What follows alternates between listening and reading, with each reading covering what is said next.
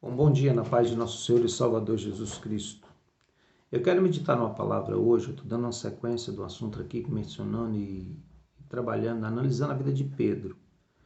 Nós sabemos que Pedro foi o discípulo que, embora parecesse que era o que era mais próximo de Jesus, foi o discípulo que negou Jesus abertamente. E nós falamos aqui que lá quando ele foi chamado, na pesca maravilhosa, ele seguiu a Jesus. Nós falamos que Pedro, ele seguia Jesus de longe, pegamos uma passagem e mostramos isso.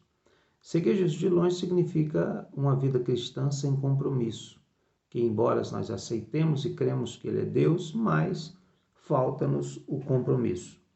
E ontem nós falamos sobre a questão da presunção de Pedro. Pedro foi presunçoso, porque ele realmente achou que ele era melhor do que os outros e ele esnobou a questão que ele poderia negar Jesus ou se afastar dele. E nós provamos que a presunção nada vale, então nós não podemos nos prender a presunções, mas encarar a realidade daquilo que somos, porque Deus conhece o nosso íntimo. Eu quero falar hoje na sequência da despreocupação de Pedro, certo? É claro que sempre nessas passagens, quase todos os filhos de Zebedeu estão junto com eles, desde o momento do barco que foram chamados, eles foram chamados juntos. Eu quero ler aqui Mateus capítulo 26, versículo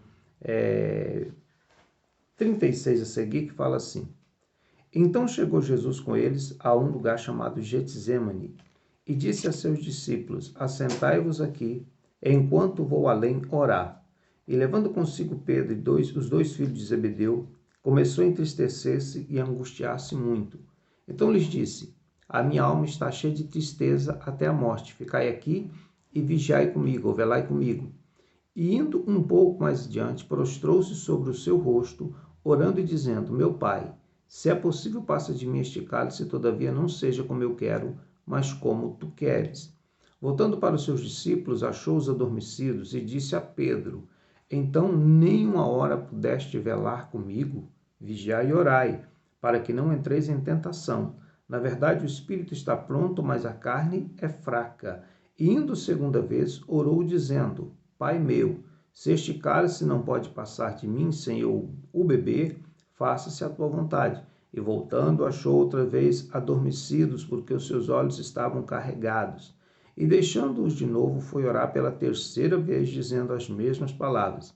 Então chegou junto dos seus discípulos e disse-lhes: Dormi agora e repousai. Eis que é chegada a hora, e o Filho do Homem será entregue na mão dos pecadores. Levantai-vos, partamos, eis que é chegado aquele que me trai. Olha, eu quero falar para vocês nessa manhã, é que às vezes nós vivemos despreocupadamente a nossa vida cristã. E nós não podemos deixar isso acontecer, nós não podemos fazer e viver dessa forma. Nós apresentamos aqui algumas falhas da vida cristã e do comportamento de Pedro. E hoje eu quero falar sobre a despreocupação. Como que nós podemos achar despreocupação na vida de Pedro? Jesus selecionou 3 dos seus apóstolos ou 3 dos seus discípulos, aqueles que eram mais chegados, para estar com ele no jardim do Getsemane: Pedro, João e Tiago. Olha bem, a Bíblia diz que quando Jesus saiu a uma distância deles, ele começou a orar.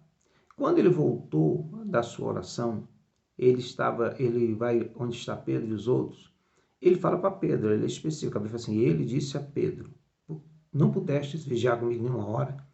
Aqui está falando do ministério de oração, está falando da vida de oração de Pedro. Olha bem, esse Pedro, ele estava vivendo de forma despreocupada. Estou junto com Jesus, ele é o Salvador, eu sou um dos 12, ele já era presunçoso e ele também estava despreocupado com as questões daquilo que ele devia fazer pela vida cristã e pelo reino. Uma expressão interessante que fala assim: olha, o espírito está pronto, mas a carne é fraca. Hoje o que nós mais vemos pregar sobre graça é que nós não temos nenhuma responsabilidade quando nós somos alcançados pela graça. Isso é uma grande falácia, porque o Espírito está pronto significa que nós fomos alcançados pela graça. O Espírito está pronto é que nós fomos alcançados pelo Evangelho, fomos trazidos e fomos feitos filhos de Deus. Só que nós ainda estamos vivendo aqui. E por estar vivendo aqui, nós ainda passaremos por muitas provações até o final da nossa jornada. A Bíblia Sagrada, ela diz que nós precisamos chegar até o fim. E nós seremos tentados. Jesus foi tentado. E Jesus sendo tentado, ele não cedeu às tentações. Mas muitos de nós não conseguem superar as tentações, porque o Espírito está pronto, nós somos salvos pela graça. Mas a carne, onde habita o Espírito, é fraca. E nós temos duas naturezas agora. Nós temos a natureza carnal, a natureza que nos impulsiona à prática do pecado e à busca do prazer. E nós temos a natureza espiritual, já que o Espírito Santo habita em nós, e nós agora temos a tendência de querer as coisas celestiais.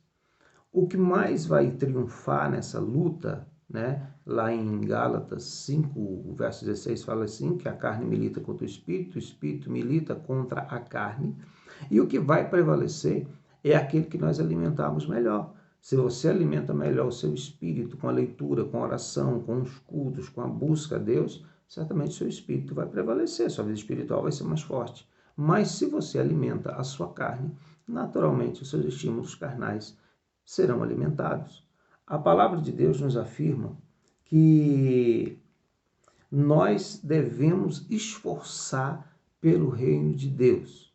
Eu já disse que o reino de Deus não é só a vida eterna. O reino de Deus ele começa aqui. E é aqui que nós estabelecemos essa vida de comunhão com Deus.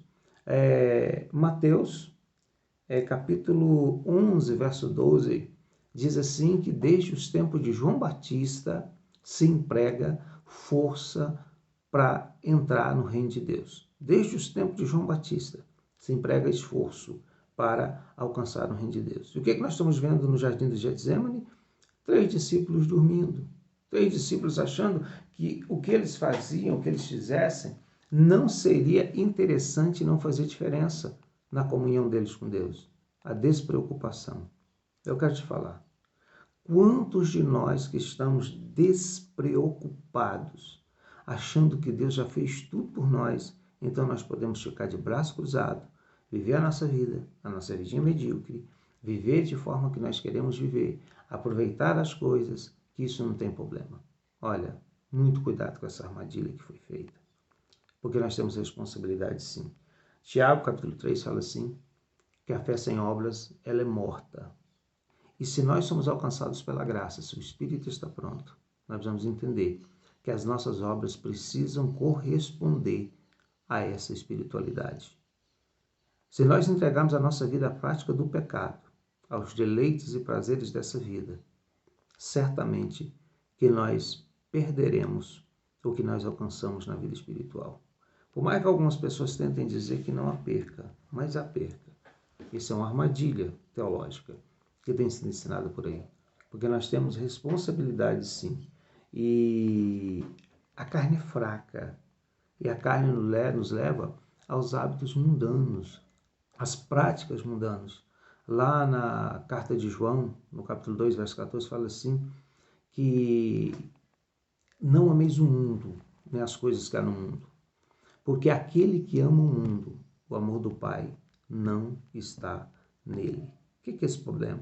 O Espírito está pronto, nós somos chamados pela graça. Nós somos salvos pela graça. Mas a carne, ela pode nos tirar realmente da presença de Deus. Eu quero ler uma passagem bíblica que está aqui, em Hebreus, capítulo 12, o versículo 12 diz assim, portanto, tornai a levantar as mãos cansadas. Olha bem, o que estava acontecendo com Pedro e com os outros no jardim. Portanto, tornai a levantar as mãos cansadas e os joelhos desconjuntados, e fazer veredas direita para os vossos pés, para que o que manqueja não se desvie inteiramente. Olha bem, existe muito crente despreocupado, manquejando na fé.